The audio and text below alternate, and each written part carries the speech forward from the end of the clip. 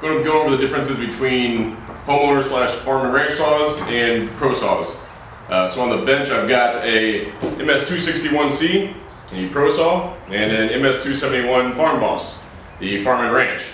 And when I say farm and ranch, this includes the smaller homeowners. There's no significant differences in the construction of the homeowner, farm, and ranch saws. Really, it's just size. The farm and ranch are more powerful, that's why they're labeled farm and ranch. Alright, so let's look at the numbers. These are both 50.2 cc engines. The 261 here, the power head runs 11.5 pounds. Power head on the 271 runs 12.3.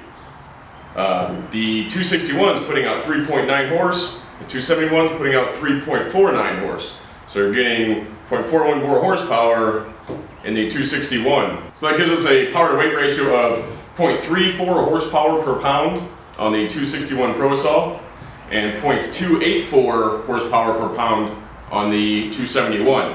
So it's a lighter unit and it's also more powerful. The most drastic difference in these two saws is going to be in the frame itself. So on the 271 here, both the side panel and the rest of the frame are going to be polycarbonate. These utilize the clamshell design. If you're not familiar with that, basically it's the bottom crankcase, cylinder bolts on top, and it sits in a polycarbonate frame. On the Pro Saw, the 261 here, these are all magnesium. Magnesium side cover, magnesium frame, and the crankshaft itself is actually part of the frame, so the cylinder bolts straight into it. Because of the higher compression on the 261, this guy does have a compression release right here. It's also the M-tronic carburetor. On the 271, you have your carb adjust screws there to adjust the needles. On the 261, this is microprocessor controlled carburetor. Takes into account fuel quality, octane, temperature, differential pressure of the air filter, and adjusts the carburetor as needed.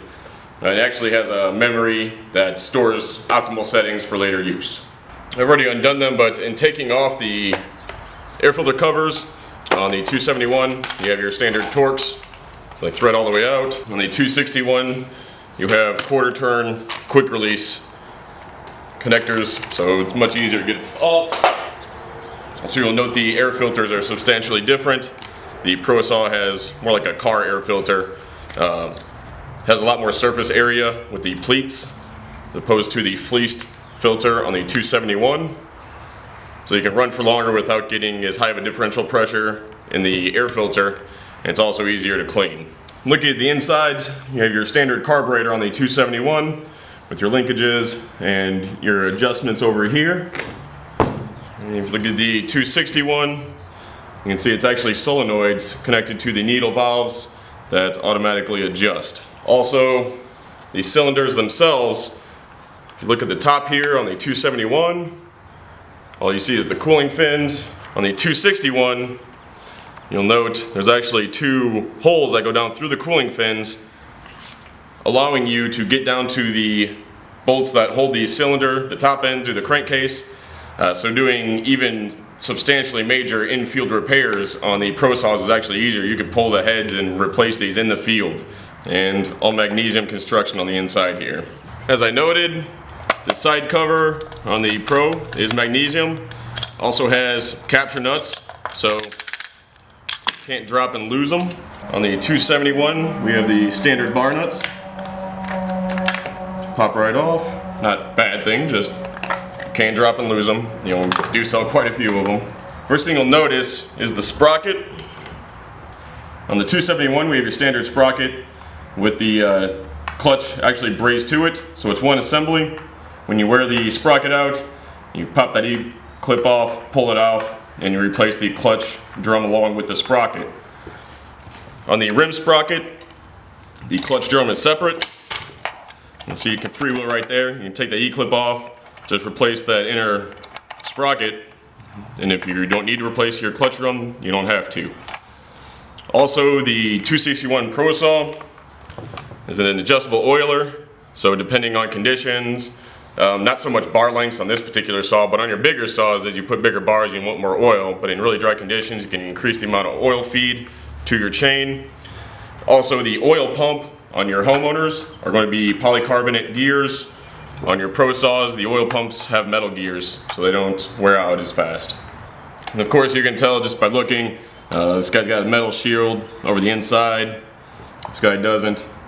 Just a added bit of protection for the unit itself. This bar spike is a bit thicker. This guy's formed to cut down on weight a little bit, help you out in that aspect. And also on the 261, you get a bit bigger of a oil tank as well. You're running 270 cc's oil and 500 cc's fuel in this guy. On the 271, you've got 230 cc's of oil and 500 cc's of fuel. So those are going to be the big differences between the homeowner slash farm and ranch saws and the Pro saws. Much heavier duty, more durable construction, made to run longer, not break down as easy, be easier to maintain when they break down, less weight, more power, just all around better saws. Not that these guys aren't great saws. My saw right here, it's just an older version of this guy, and I love it to death. It's phenomenal, but this is what I want. Unfortunately, I can't cut. These are saws that are for sale. It'd be hard to justify to a customer why his saw has wood chips in it when it's supposed to be brand new. Well, anyway, if you have any questions, feel free to leave them in the comments below. I'll get back to you. And as always, have a good one, humans.